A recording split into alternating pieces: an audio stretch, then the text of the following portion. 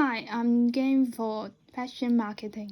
Then I'm going on the form part of Chapter 11, and I'm going to talk about the section of setting inventory and product availability levels, establishing a control system for managing inventory, allocating merchandise to stores, and assessing merchandise management performance. The next step of determining the assortment plan is establishing the model store plan. The model store plan is the number of each SKU in an assortment plan that the buyer wants to have available for purchase in each store. Retailers practically have model store plans for the different store sizes in a chain. The number of units of backup store, also called buffer store or safety store, in the model store plan determines product availability. Product availability is defined as the percentage of the demand for a particular SKU that is satisfied.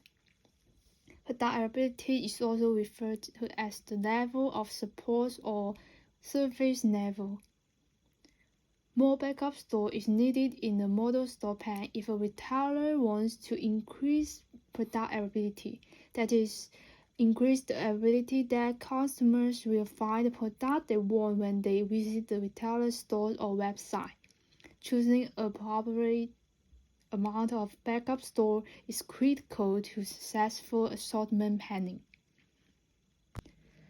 The fourth step in the merchandise management process is to establish a control system for how the orders, the deliveries, inventory levels, and merchandise sales will evolve over time.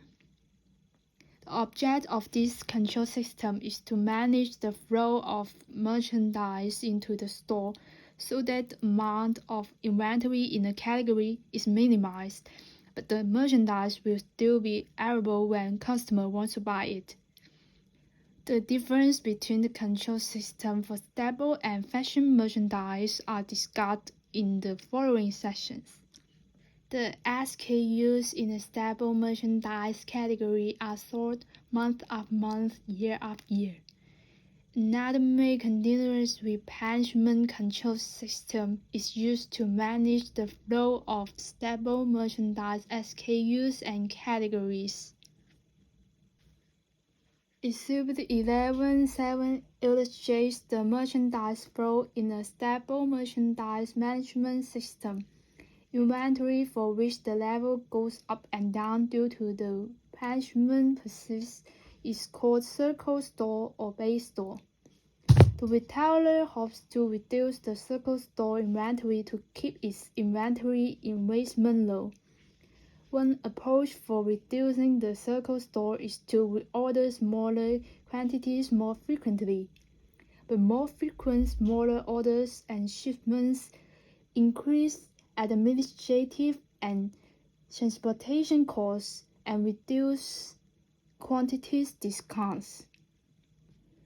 Several factors determine the level of backup store needed for an SKU.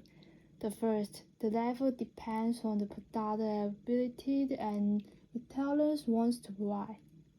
The second, the greater the fluctuation in demand, the more backup store is needed. The third, the amount of backup store needed is affected by the lead time for the vendor. The fourth, fluctuations in lead time also affect the amount of backup store needed. The fifth, the vendor's feed rate affects the retailer's backup store requirements. Once the buyer sets the desired product availability and determines the variation in demand and the vendor's lead time and fill rate, the continuous replenishment systems for staple SKUs can operate automatically. However, it's difficult to achieve fully automate continuous replenishment of staple merchandise because of errors in determining the actual inventory. To address these problems, store employees need to periodically check the inventory record in the system with an actual inventory of the store by physically counting all inventory. The inventory management report provides information about the inventory management for a stable category. The report indicates the decision variables set by the buyer, such as product availability, the backup store needed to provide the product availability, order points and quantities, plus in performance measures such as planned and actual inventory turnover, the current sales rate and velocity, sales forecast, inventory availability, and the amount on order. The order point is the amount of inventory below which the quantities available shouldn't go or the item will be out of store before the next order arrives. This number tells the buyer that when the inventory level drops to this point, additional merchandise should be ordered.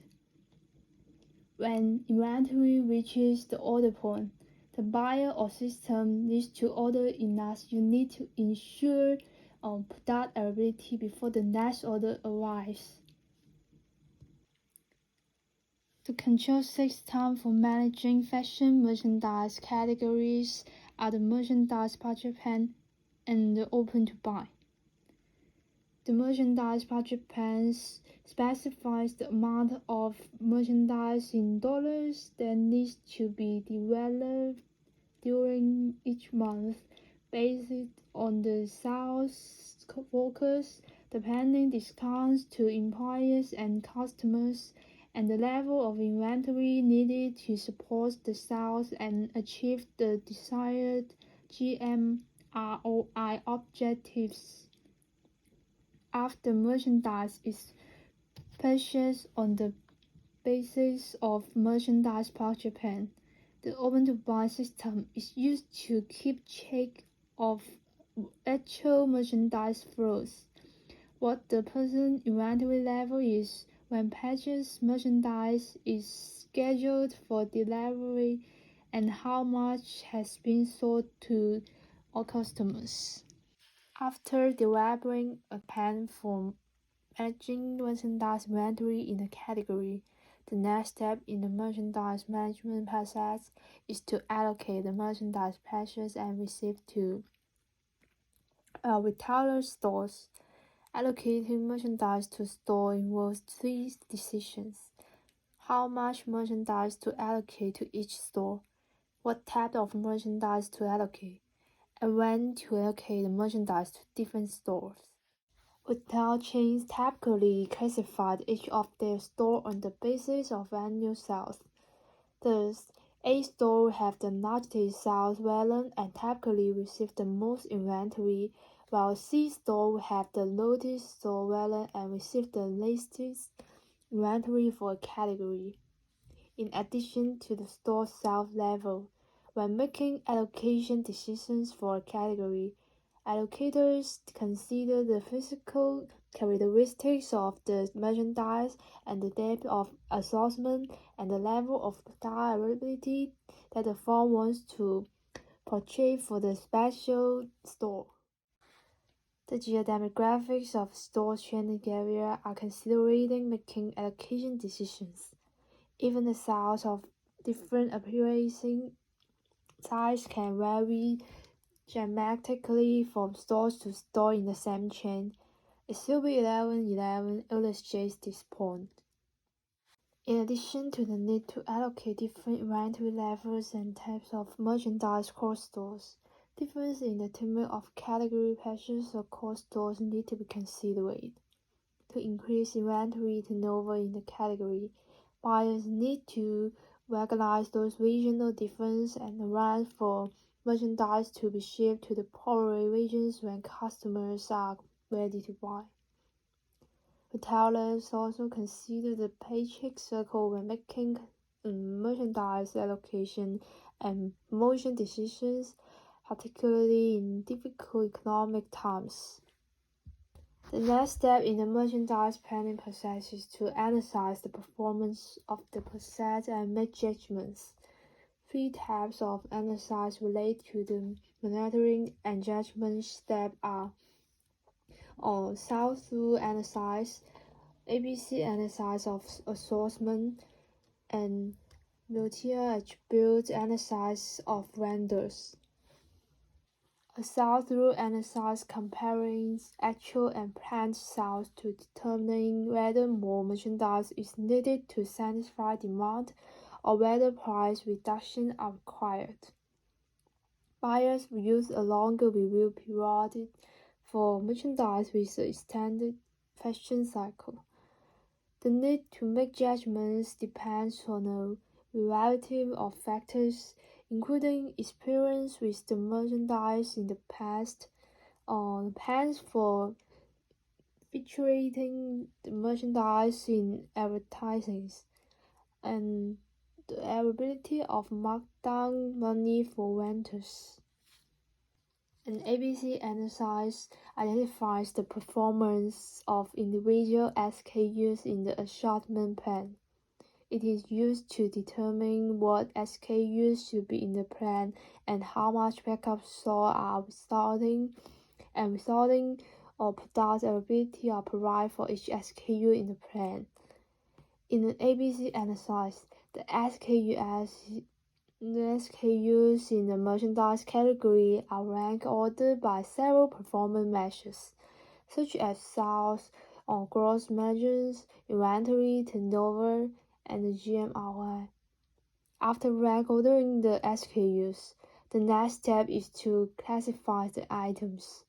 On the basis of the classification, the buyer determines whether to maintain the items in the assortment plan, and if so, what level of product availability to offer. The multi-attribution analysis methods for the evaluating vendors use a various score for each vendor. The score is based on the importance of various issues and the vendor's performance on these issues.